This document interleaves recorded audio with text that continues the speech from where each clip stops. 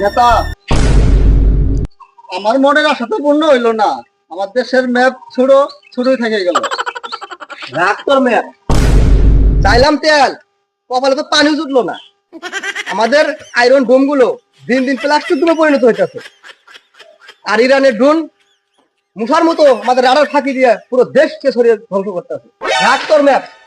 নেতা, শান্ত হন। আমি তো ভেবেছিলাম ওরা শুধু আকাশে আতশবাজি ফুটাবে, তা তো দেখি এখন আকাশই ঢাল করে দিছে। আমার এখন এত দামের আইফোন সিগন্যালই পায় না। তুই তো কবি, ডলার, যন্ত্রপাতি সব তো আমার, কত কিছুই যায় না। পারস্যে যুদ্ধ করতে তুই ভুলভাল বুঝে আমার যুদ্ধ নিয়ে এসব পারস্যে যুদ্ধ করতে খাস সর্বনাশ হয়ে গেছে। আমাদের ভূমধ্য সাগরে জাহাজগুলো এখন মাছ ধরার মতো ভাসতেছে। ইরানিরা আমাদের সাইবার অ্যাটাক করে লোকেশন বদলে দিয়েছে।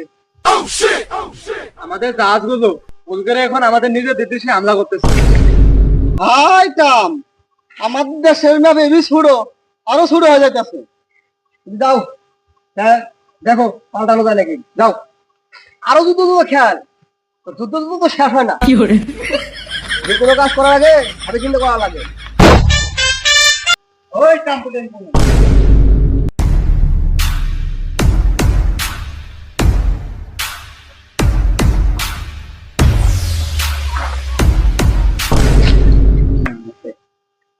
আপনি ইরানের প্রেসিডেন্ট। নেতা হবু, তোমার কি মনে হয় আমি কি ইরানের প্রেসিডেন্ট? কি মনে হয় না তোমাদের অত আধুনিক প্রযুক্তির মিসাইল আমাদের বালুস্তরে পরে কিছুই হয়নি, সেটা এখন তুলে আমরা নাকি বেনে চা ফুটাচ্ছি, সেই চা কি তুমি খাবে? হ্যাঁ, আমাদের অত্যাধুনিক জমিতে তুমি চা বানাচ্ছ, ওটার দাম জানো তুমি?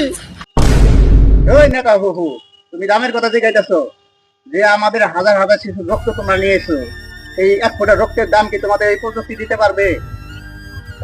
তোমরা আকাশ তো আগুন ধরাও, আর আমরা মাটি থেকে বিশ্বাস নিয়ে লড়াই করি। বিশ্বাস কখনো জিপিএস দিয়ে ট্র্যাক করা যায় না।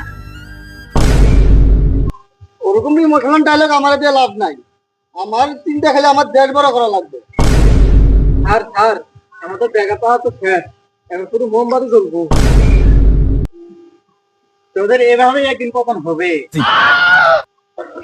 নেতা হু, আমার মনে হয় এখন সময় হয়ে গেছে। কিসের সময়? পাল্টা হামলা করার? না, আমার এখন পদত্যাগ এবং পালানোর সময় হয়ে গেছে। আমাদের প্রাইভেট জেট চালানোর তেল তো আসছে ইরান থেকে, সেটা তো এখন বন্ধ। ওই কাম, পালানোর রাস্তা নাই। পৃথিবীটা গোল, যেখানেই যাক তোমাদের অন্যায়ের ছায়া তোমাদের পিছু নেবে। ইতিহাস বিজয়ীদের লেখে না, ইতিহাস দেখে যারা ন্যায়ের পথে ছিল। অন্যায় যেখানে শেষ হয়, পরাজয় সেখান থেকেই শুরু হয়। অস্ত্রের দাপটে শরীর মারা যায়, কিন্তু আত্মা মারা যায় না।